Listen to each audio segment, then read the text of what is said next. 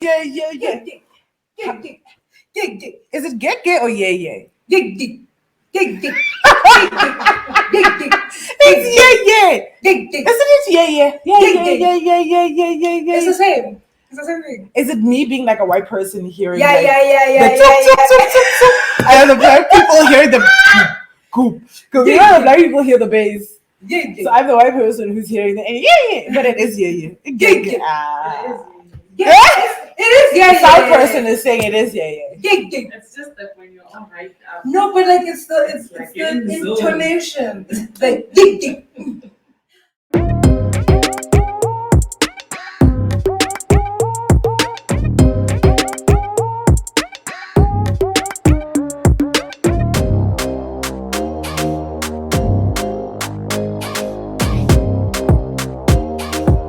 Hi guys, and welcome Welcome to Rainbows. N Ish.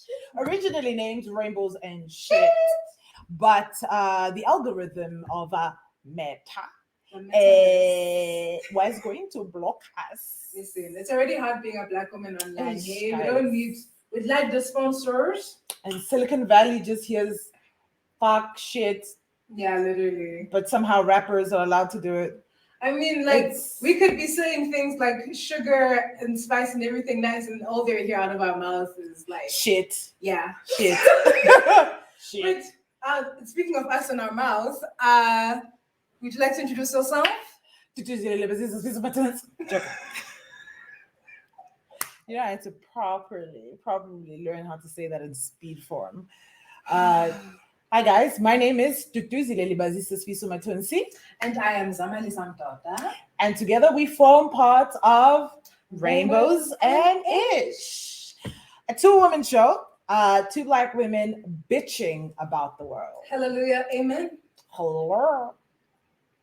And what I'm else? sorry, I was saying drinking water and not minding our business at all. Because we're hydrating, but it's a Friday. Yeah. Friday nights in the middle of love. Okay. We're just a little bit too late. Like we're tired. I'm We are tired. tired. I'm so tired. Like we've been trying to record this for forever, and I'm tired. Forever. The devil is alive and well and working in Johannesburg, guys, because we've been trying to put this episode together for 8 months. And mind you, before this, it is currently 4:24 on a Friday afternoon. And we've been working since 10 o'clock. Literally. We've been here since. You know, there's somebody who just literally dug the ground, It's okay put now. something in the ground, Okay. and said, "This will never happen." Amen. Listen to me. Our futures are too bright. Yeah, too bright. Sunglasses. Our futures are too bright. Listen. Our futures are too bright. Listen, it's not. And you cannot finish us. You simply cannot finish us. You can try, She's but you being only finish emotional. yourself. She's being emotional. She's being emotional. You cannot finish us. She's being emotional. It's fine. It's fine. I'm fine. It's okay. But anyway, we're here. We started it out, and I'm really, really happy that we finally got to do this. Yeah, me too. This show will basically be about anything random, political, anything identity Cultural. politics, cultural, Everything. systematic, problematic, It is. Sorry. and just random rants of two people who have some form of ADHD. yeah, probably all forms of it. Yeah. As you can already probably tell. Yeah. But it'll be a good time because we're chaotic. And Do you think it's time to take off the sunglasses now? maybe, yeah, Okay. maybe they can see our Let's eyes. look them in the eye. Because also, like, we put so much work into this eye makeup. Listen, Hey, guys, hey. I was going through Twitter today. Okay. Twitter today, South African Twitter, sends out a meme of Snoop Dogg and his wife. Yeah. And says they look like a South African couple. Specifically, his wife looks like Ntabi Singh from Extension 2. Wow. Why do you have to be extension? Yeah, because Extension is specific. Why do you have to be extension, guys? This is rude, guys. One of the Twitter users had said that she looks like one of those Usisi or Osmang Mang who wears a golf shirts white Nike sneakers and like He's dot three-quarter three-quarter, corduroy. yes, type of situation. Taking some Tupperware, Those are some that's Avon's. somebody's mom, guys. Avon's. It's somebody's I'm telling you, like Twitter's a war zone. mom. It is. Twitter is a war It is. zone. I mean, like, how do you? Listen, I'm on there simply because I've curated my following and the people that I follow because Twitter literally will absolutely take you down if you are not very careful about what you let in and who you follow and what you engage in. Because you don't always have to engage. People don't understand this. You don't always have to engage. But for me, Twitter is just like a place where mean people go and shit on each other. I mean, yeah, they have that faction, but we're there, we're having fun. We're laughing. Because, like, Twitter is actually what you make it. But just in terms of everybody, the vitriol, that's a very concentrated place because of, like, the way it's built or whatever Jack did. I somehow also think that Twitter is built so people don't, like, there's no progression. It's built to keep you in this state of mind, number one. And I'm sure that those who know how to function out of sight of it, I feel like it's anti-progressive because the minute I'm on Twitter, I feel like I've wasted precious time because I just go into a rabbit hole, which is the internet in itself, no? It is, because I'm like, So- let me fight for Twitter and say TikTok feels like that for me. Like, TikTok is like brainwash, I would say. It's that like thing is a monster. The thing is a monster. I've deleted it 4 times. No, I'm not. I know if I download TikTok, it's over. Like I can barely concentrate as it is. Mm. And if I go to TikTok, I'll emerge 3 hours later. No, not knowing. And who this is I what I'm am saying, or- that like you like with TikTok, at least you don't have to engage. It's Yeah. like mindlessly. With Instagram, I just feel like my heart can't handle that. Not Instagram, with Twitter, my heart can't handle that shit half the time. It's just constantly like, I don't know. I feel like majority of the people on Twitter have beefs with themselves, or like maybe like have some complexes, and then I feel everybody's like- just taking it out on each other. I feel like we all have beef with ourselves. Twitter is just a way for people to take it out on each other.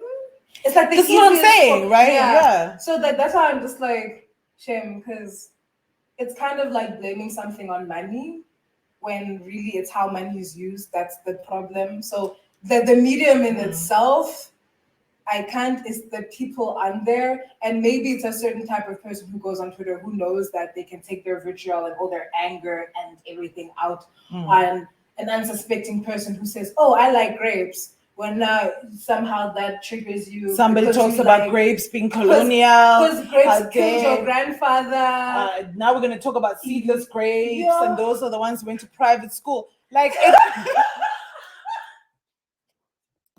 it quickly goes down south, really, really You know, fast. the thing is, I'd ask who said this grade went to the private school, but that's such a Twitter discussion. I don't know who said it. It just came out of my head. Because- Maybe I am built for Twitter. No, you are up for Twitter because I feel like there was an entire discussion about Woolworths water. Because about Woolworths water. Are you going trying to get like advertisement from Woolworths? absolutely Woolworths? I already support you. As long as you get us alcohol words, I'm good. Let's go. Like people were talking about Woolworths water going to private school Yeah. compared to like tap water, which Right. you know, it's not. And especially with that moment we had with that keep it going, keep it flowing, like the water with those lovely young black boys who gave us like a moment of like. Oh, by light. the way, Woolies got a sponsor. Oh yeah, that's true. They did get sponsored.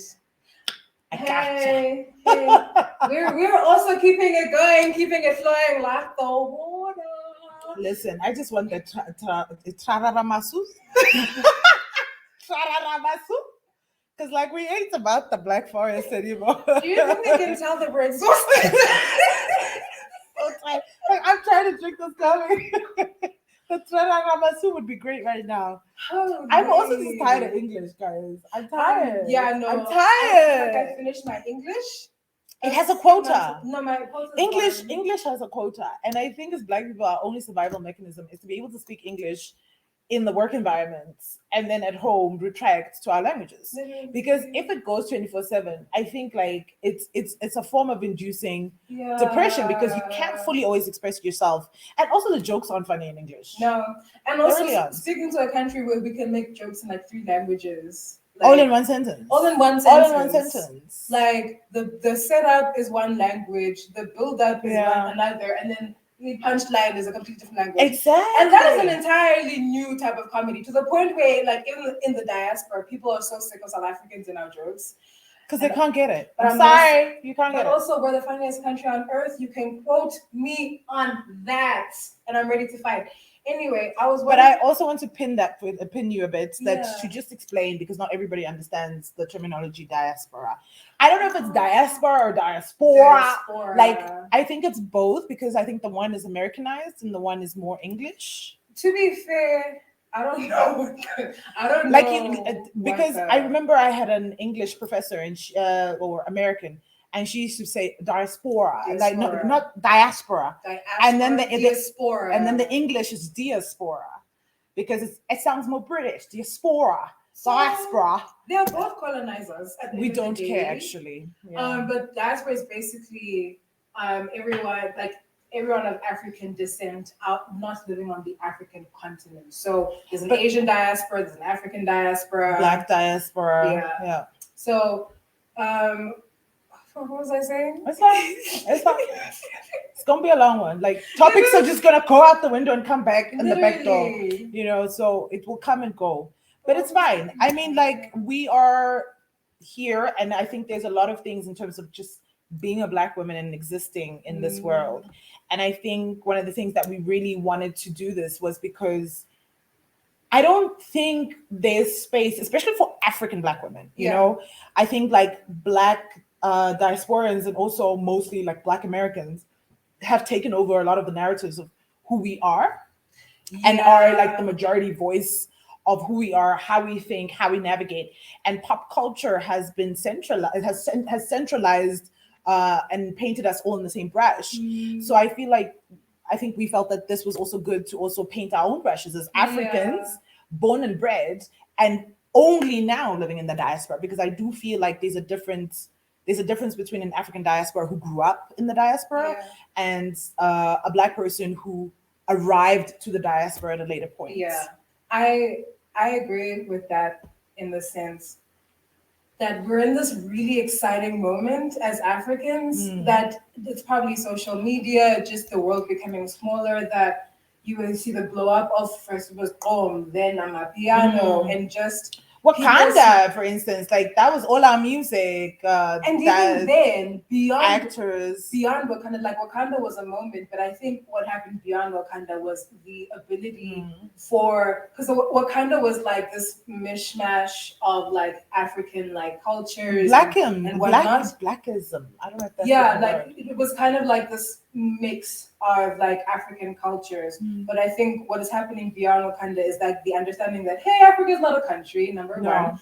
and number two, like you can you can mix, and that's what I'm trying to say. Basically, you can meet different types of like cultural, like, I don't know what I'm trying to say. It's okay. I think you can it's a mix that kind of shows that Black people can come together, because we have that archive in all of us that's connected. I mean, like when you look at the Americas and you look at, like, for instance, the language. I was speaking to a colleague of mine who's American, and I said to her, like, it's very easy to catch on for me, because then when I start to, as a linguist, when I start to break down the language in itself, when you hear Black American English, you can hear the nuances, the pauses, the breaks, the mannerisms, the gestures of the language. You can, as an African, you can understand that because you understand that it's the African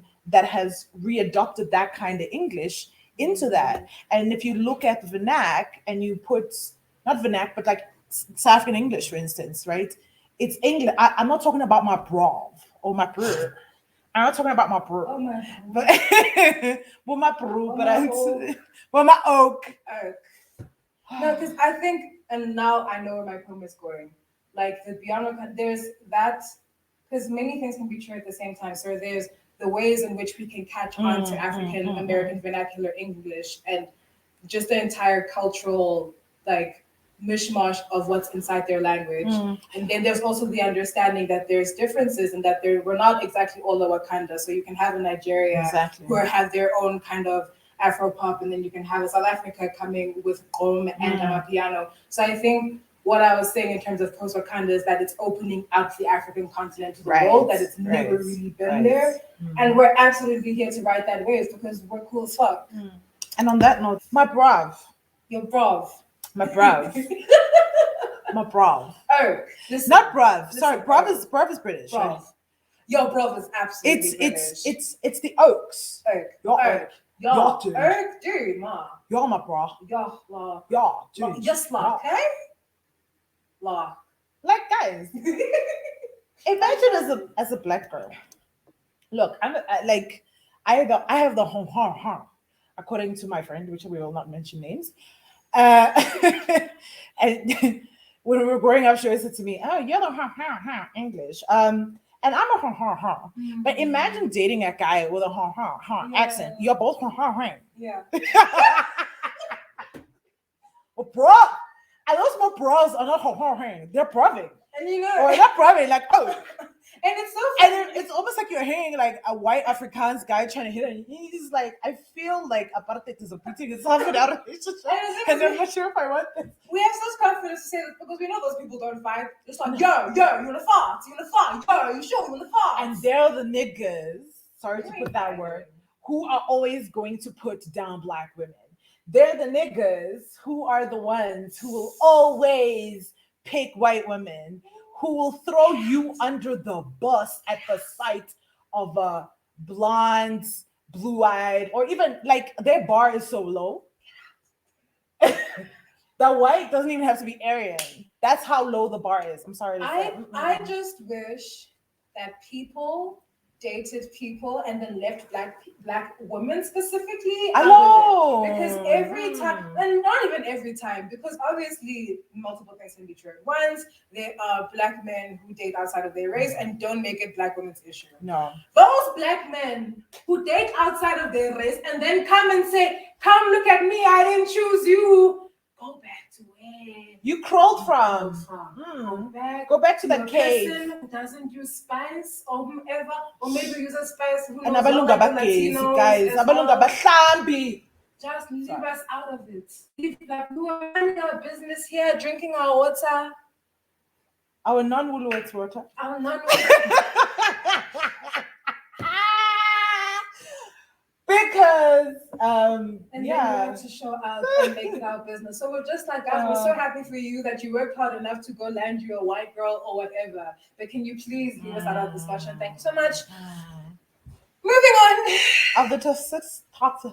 Of the toxicity. Listen, English has tapped No, out. my English is gone, guys. Has left the Yeah, building. And it's so awkward because it calls us I feel nice. So I don't know where exactly what language I'm gonna land on. See these new age cluster children. Excuse me, how am I new age? Leave me, like, stop trying to age me down. I'm not a 2000. I'm sorry, guys. No. offense. Oh, now the new benchmark is 2000. It used to I'm be not born a free, 2000. but now the new benchmark. No, born frees were never this problematic, guys. No, we're not talking about problematic. The benchmark my generation, Yeah. the benchmark was always lama born free. Okay. The new benchmark that I'm understanding now is from the What born is- frees are now AMA 2000. But what is the benchmark? What is a benchmark? Not the benchmark, more of like the The next generation. next generation, and also the quota of like how do we understand each other, Yeah. right? Like what are our similarities in terms of music and what we know, like what are the things that we grew up knowing, and we'd always say lama born freeze or like So it's not like generational identification. Yeah, It feels kinda like- is, yeah. It is. And so the new, I guess, generational identification benchmark is now AMA 2000 from AMA born free. So for me, I can't catch up. I mean, yeah, because there's always gonna be more people. And then I'm 2000, the next thing we're gonna say, I'm these not corona every day. babies. Thank you. I'm Thank a corona you. kids. I'm the corona babies. These are gonna be the new. This is the new benchmark The of corona like. babies are walking around and talking. Yes, they're like They're three, no? walking and talking. That's terrifying. Imagine being born during a pandemic. A pandemic. Like that your shapes your first, life. your first steps of life are madness Absolutely, because and the thing fear is, and panic. You see it with like corona babies in terms of how they act outside. Outside is very overwhelming for them because like you're used to a certain way of life, and even like you see like young children being like stopping you at the shop and be like, no, you have to wash your hands. That's what you do. So the society that they were born into, you know. Yeah. So it's so interesting, like how. I mean, But I'm the polo generation. Is it polo or chickenpox? chickenpox. Chickenpox and polo. Because when we were born, we had this Polio, stamp, yeah. right? So the polio and the chickenpox generation, and we would identify. Huh? Say it. Did I say polo? Polio. So now in my head, like I'm thinking, telling the you. polo generation. The GTI. The GTI generation. Shout out to my Midrand niggas. TSI. Shout out to Midrand. TSI. And you Pretorians. Yeah. There we The go. Pretorians. Shout out. Swane region. You know, like. You know we know you keeping VW alive and wow. There, sorry. And hijacking rife. Yeah. Sorry. That was That's a not low blow. funny. No, But it's also- not. It's sad, but like we laugh through everything. But So. and like you have to laugh at a stage. Otherwise you cry. It's Friday. It's It's Friday again. It's like Mustafa, are you ready? Oh my gosh. Guys, I wish I had Mustafa's energy right now. Who's Mustafa? Ha! You don't know in that video. It's Mustafa. Is that his name? The one Yeah. that goes on the Is that song, "It's Mustafa? Friday again." What day is it? Okay. And it's like It's Friday again. again. It's Friday. Okay.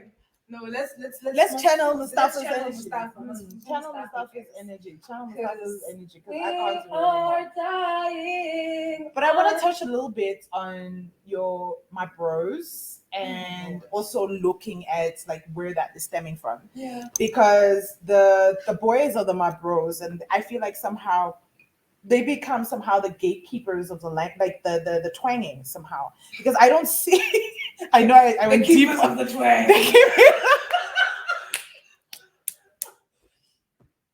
Then my bros are the keepers of the twang, because I don't feel like a lot of Black women have that level of twanganity. Listen, I'm gonna be creating my own words, Knights, so get used to it. Okay. Knights of the Twang Table. The what? The Knights of the Twang Table. Can you imagine that? Can you imagine a whole bunch of like Black men and like, Yo. like my bro? That's how they. And they're usually rugby boys. They're rugby and crickets, rugby crickets. So these sports jocks, you know, always the rugby Mama Wami, Wati, Yana. And they do say mama. No, there's literally a video. Mama, kala unti chenkele e. Kirk. Out of all things, you just thought of eat coke. Kirk.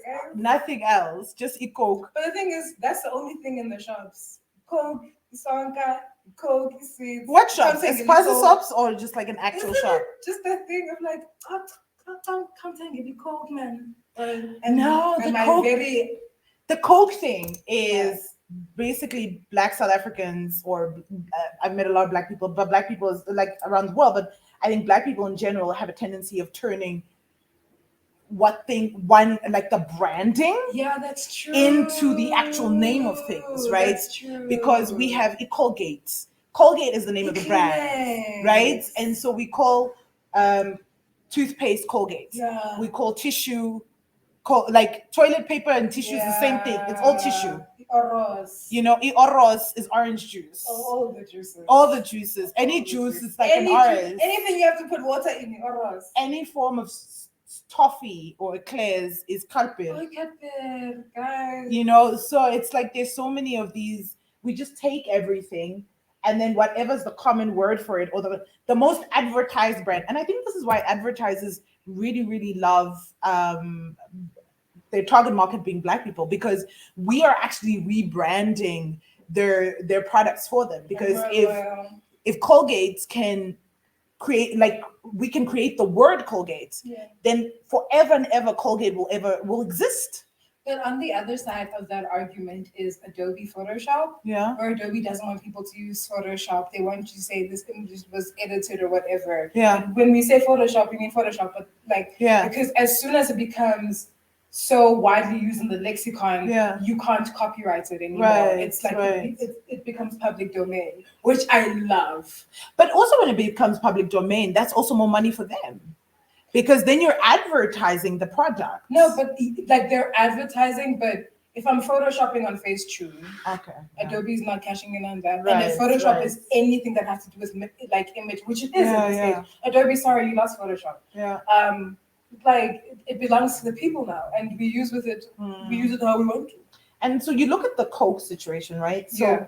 Coke now, anything within, especially South African Black people, anything that is soda Yeah, is Coke. yeah.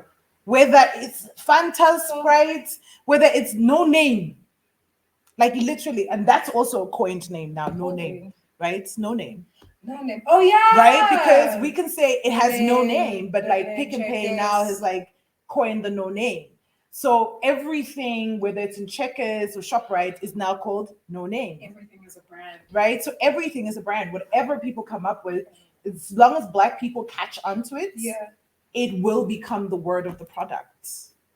So this is the resilience of who we are, actually. It's so powerful. It's so But powerful. the thing is, of course, we're powerful because now, especially in the political climate that we're in, we're literally watching our anger and our outrage being profited Oh, off Jesus. of, you know? So That's a whole nother series. you know that's an episode on its own, and the thing is, we're touching all of them right now because it's, you know, we are premiering, we're just getting all the crazy out, so you'll understand what we're dealing with here. Appropriation is rife. But like, It's rife. to see, especially with George Floyd, like to watch on social media, people literally profit off of the movement that is trying to dismantle white capitalism, white supremacy.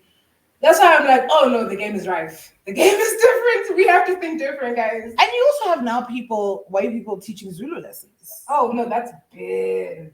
But it's more now, like, which is very interesting for me. It touches on Yeah. the topic of white fragility. That book, White Fragility, Yeah. which was written by a white woman telling white people about racism, but she's using the fragile white female damsel in distress tone, which they understand, right? So now, she's coddling them.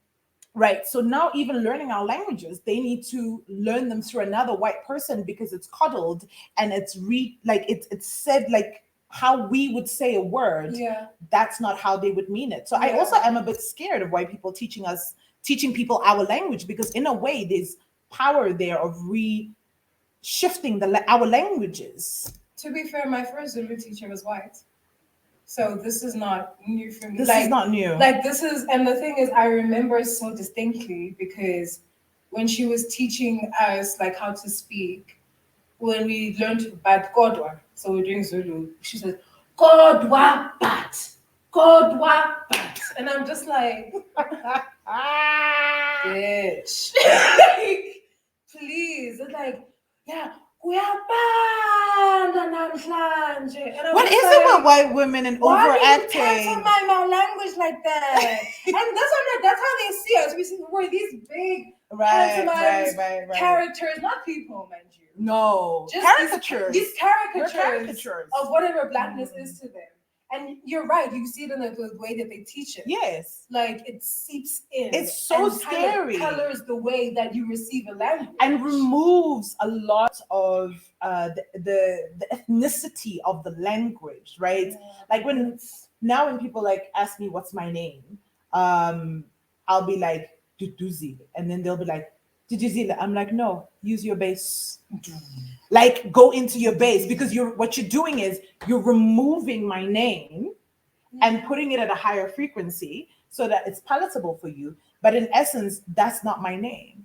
We've had this conversation before about where the voice comes from, because you said like in the northern countries it's here, it's like in the chest and the throat, but as Africans here, because Yeah. like African polyrhythm, we Yeah. are like the It's foundation. in the vagina. It's in the bundas, man. Listen. It's in between the anus and It's in and that the chakra. genitals. Which It's like- chakra is this one? The red chakra. It's in there because it's not the red chakra. But I mean, this is for me stemming from my research because, like, my theater work and my traveling piece, "Bitch for the Fuck" is my manifesto.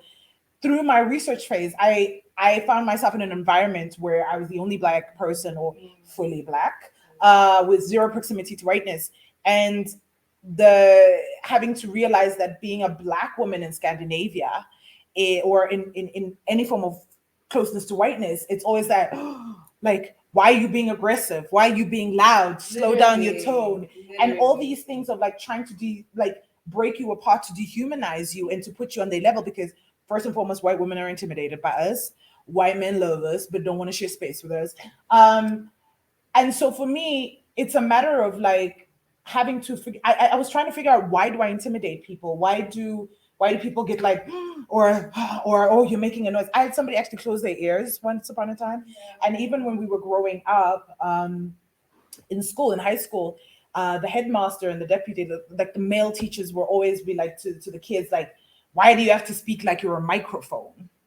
Right? Why are you speaking your languages? So constantly these things that are like, and especially when it comes to Black women, these mannerisms that we have. So when I started to discover that, okay, white women are like, hey, here, like really in the chest, that makes them But less also, intimidating. Yeah, because And- also, who are you doing that for? You're doing Exactly. it because it's that femininity being based on this white fragility, Patriarchy. this purity of the untouched white virgin, blah de blah de blah.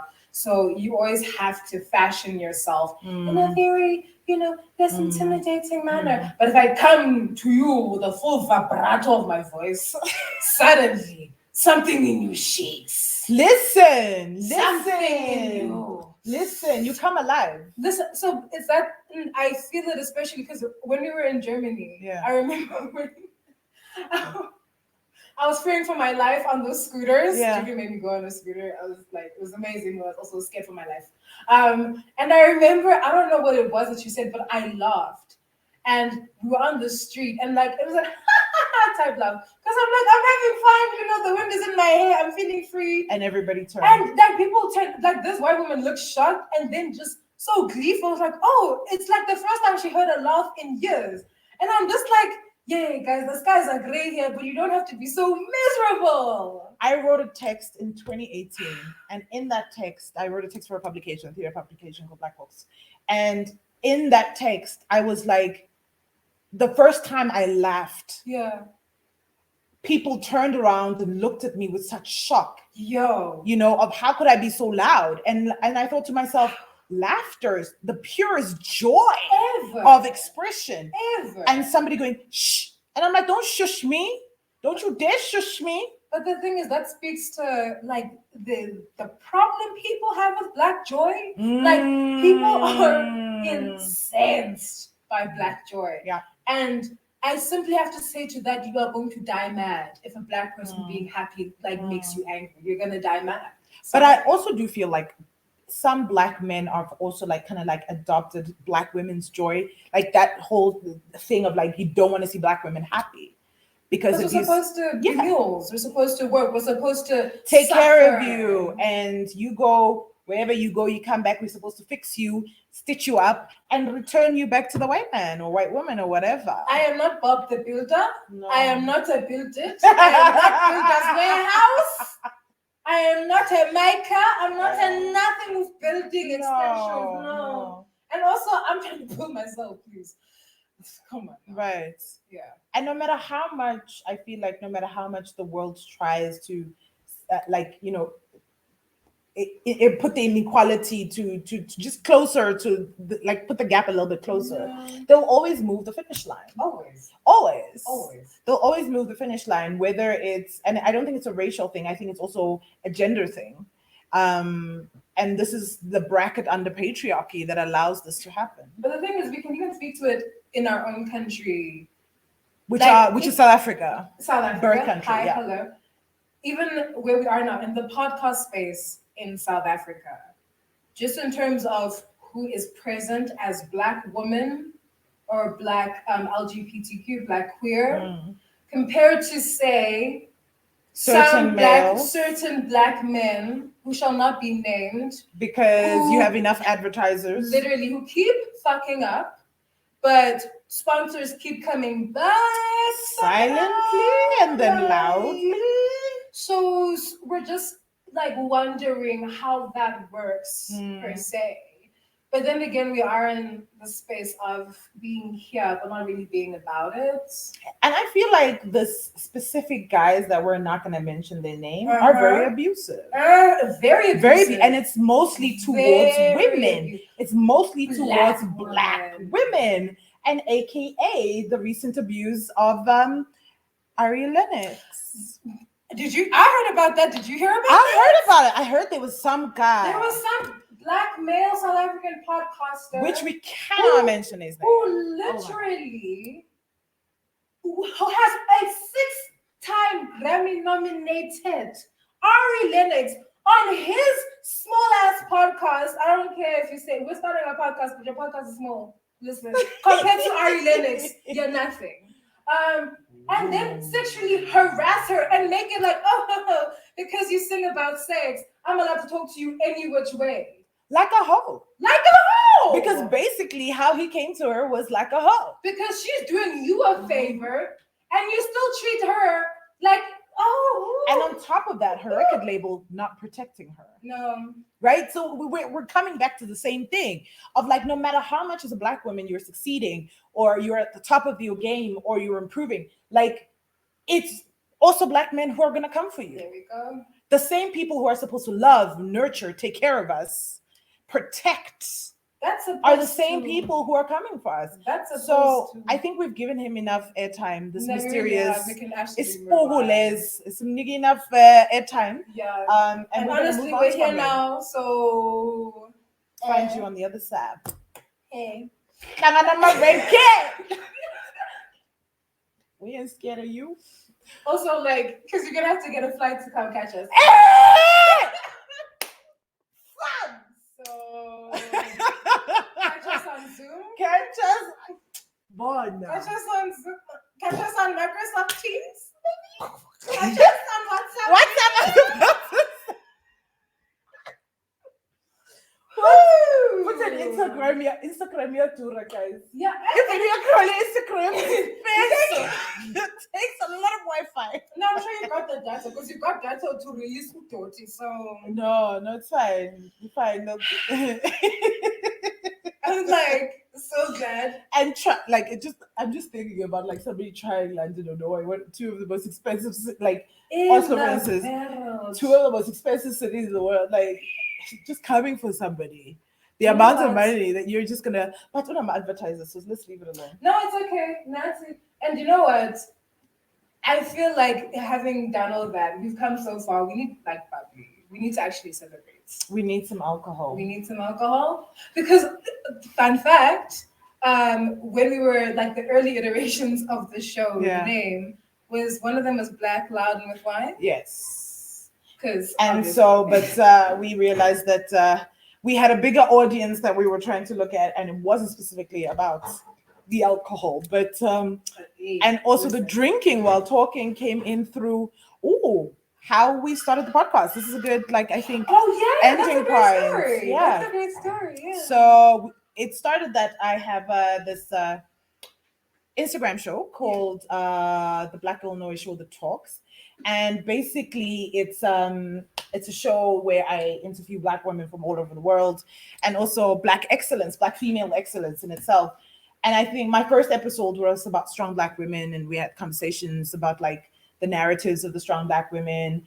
And I felt that it was just something where it was like we were all going through something, and Black women were going through the most. And it's like everybody could go through the most except for us in that moment where we have to hold everyone.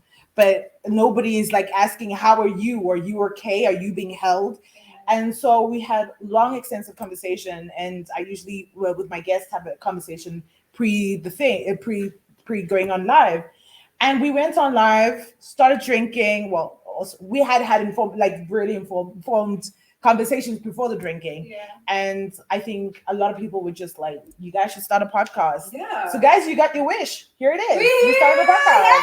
We So lit. don't show the labels. Oh, The labels sorry, cannot yeah. be shown until Sorry. The sponsorship check comes in.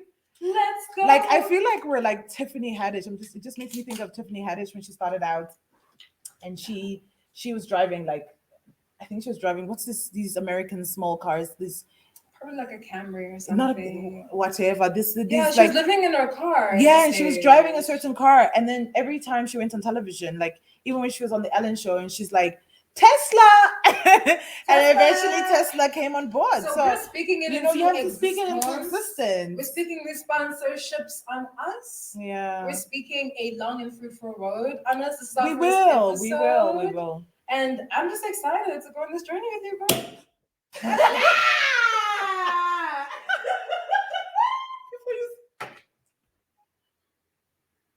I meant to do that. Guys, I thought we were gonna have to call an ambulance. That was a close call. I thought it was just gonna break your jaw. What the hell, babe? Welcome to the party! Hey! But thank you guys for joining the first episode. We're gonna drink Thank now you. off camera. For staying this long, we know that. We're alive. And there better be audio because I gotta do this one more If time. this doesn't have audio, we're literally gonna burn something down. No, we're gonna post it and you're gonna pretend to think. Oh my god, that was What such a you're nice hearing. challenge. So you can like pretend and try and see what we're saying, and that's how you can watch it. Cheers. Cheers. And the podcast will be on as many platforms as possible. Please keep into your listings. We will try to put it on every streaming platform. So audio wise and video, which is social media. And then you can, will be also be able to find it on streaming platforms. Yeah, and also follow us on social media. Yes. Rainbows N Eish pod. We're on Facebook. You have to say that again, articulated. Rainbows N Ish. Eish pod. Pod for podcast. Yeah. So you can find us on Facebook, Twitter, Instagram, the metaverse, all of it. But we will at it at the bottom somewhere. you'll find it. And I'm at the dot black ginger.